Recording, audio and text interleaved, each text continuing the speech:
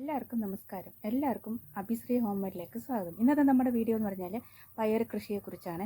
ഞാൻ എങ്ങനെയാണ് തടവെടുത്ത് വിത്ത് പാകി കിളിപ്പിച്ചത് എന്നുള്ളതിൻ്റെ വീഡിയോയാണ്. അപ്പോൾ നമുക്ക് വീഡിയോയിലോട്ട് കിടക്കാം. തടവെടുക്കാനായിട്ട് മൾട്ടി ഷീറ്റ് വിരിച്ചിട്ടുണ്ട് കേട്ടോ. നമ്മൾ 3-4 വർഷമായിട്ട് മൾട്ടി ഷീറ്റ് വിരിച്ചിട്ട് കൃഷി ചെയ്യുന്നത്. അപ്പോൾ ഞാൻ ഒരു ചെടിച്ചട്ടിയേക്കാൾ ഇച്ചിരി വലുപ്പത്തിൽ ഒരു സർക്കിൾ വരച്ചിട്ടുണ്ട്. അത് നമുക്ക് ഇപ്പം കട്ട് ചെയ്ത് എടുക്കാം. റൗണ്ട് കട്ട് ചെയ്തിട്ടുണ്ട്. ഇതിൽ നമുക്കിനി തടവെടുക്കാം. ഇത് വെട്ടുകല്ലിൻ്റെ മണ്ണാണ്.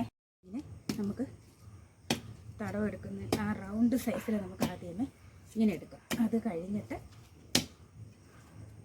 മണ്ണ് മാറ്റാം.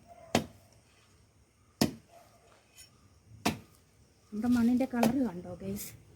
ഇതാണ് ഇവിടുത്തെ മണ്ണിൻ്റെ കളർ. അപ്പടി കല്ലാണ്. ഇന്നലെ മഴയുണ്ടായിരുന്നു, അതുകൊണ്ടാണ് ഇപ്പോൾ തടവെടുക്കാൻ വലിയ ബുദ്ധിമുട്ടില്ല. അതായത് വെയിൽ സമയത്തായിരുന്നെങ്കിലുണ്ടല്ലോ ഭയങ്കര പാടാണ് തടവെടുക്കാൻ.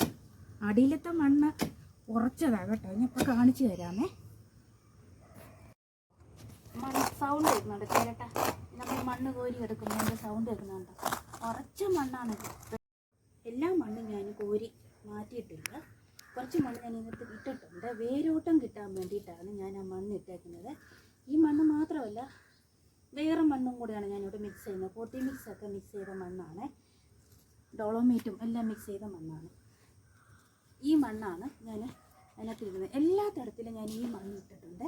ചാണകപ്പൊടി എല്ലാം മിക്സ് ചെയ്തതാണ്. എന്നിട്ട് ഇതിലാണ് വിത്ത് പാകി കിളിപ്പിക്കുന്നത്. അപ്പം ഞാൻ കൃഷി ചെയ്യുന്ന രീതി, അതായത് തടവെടുക്കുന്നത് ഇങ്ങനെയാണ്.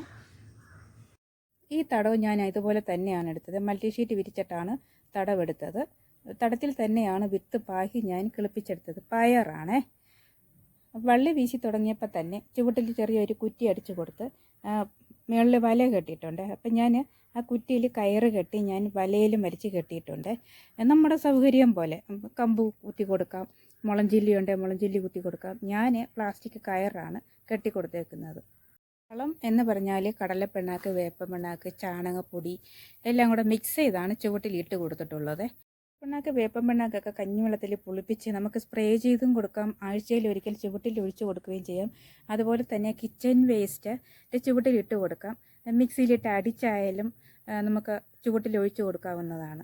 പൂക്കാനും കഴിക്കാനും വേണ്ടി ഞാൻ ഇട്ട് കൊടുത്ത വളം, അതായത് ചുവട്ടിൽ ഞാൻ ഇട്ട് കൊടുത്തത് സ്പിക്ക് ഗ്രാനോസാണ്. ഞാൻ എല്ലാ ഇടുന്ന വീഡിയോയിലൊക്കെ ഞാൻ പറയുന്നുണ്ട്. അതാണ് ഞാൻ ഇട്ട് കൊടുത്തിട്ടുള്ളത്. വെള്ളത്തിൽ അലിയിച്ച് നമുക്ക് സ്പ്രേ ചെയ്ത് കൊടുക്കാവുന്നതാണ്. ണ്ടോ ഈ 2 പയർ വീതം ചുവട്ടിന്ന് തന്നെ ഉണ്ടായിട്ടുണ്ട്.